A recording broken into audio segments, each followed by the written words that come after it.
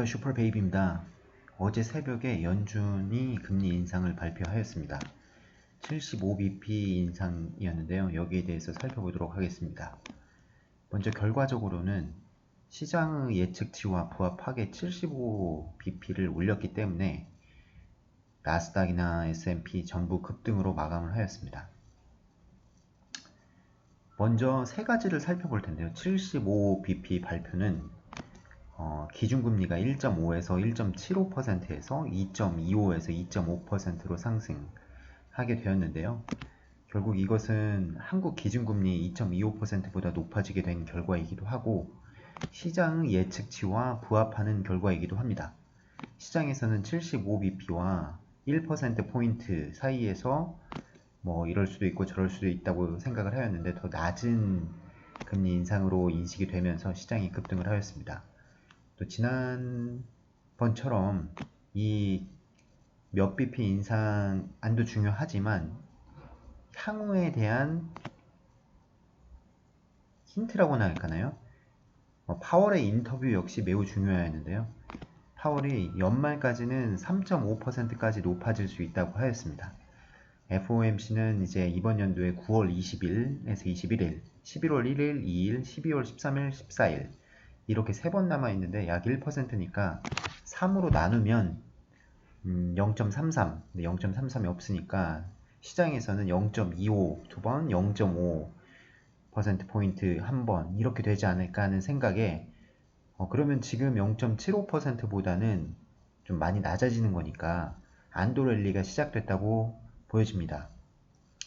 네, 그 이후에 파월이 또 한마디를 덧붙였는데요. 또 다음 지표를 보고 추가적인 빅스텝이 나올 수 있다고 여지를 좀 두었습니다. 이 시점에서 시장이 약간 좀 헷갈려 하다가 결과적으로는 좀 올리는 쪽으로 확정을 좀 지어서 급등으로 마감을 시켰는데요. 그러면 파월이 이렇게 말한 거는 어쩔 수가 없습니다. 이거를 뭐 예측을 할 수 있는 게 아니기 때문에 왜냐면 8월, 9월에 고용지표와 소비자 물가지수 발표가 각각 있습니다. 고용지표랑 CPI 지수 발표에 따라서 금리 방향을 결정하겠다는 게 파월의 취지로 보입니다. 즉, 4번의 발표가 또 중요하게 된 거죠.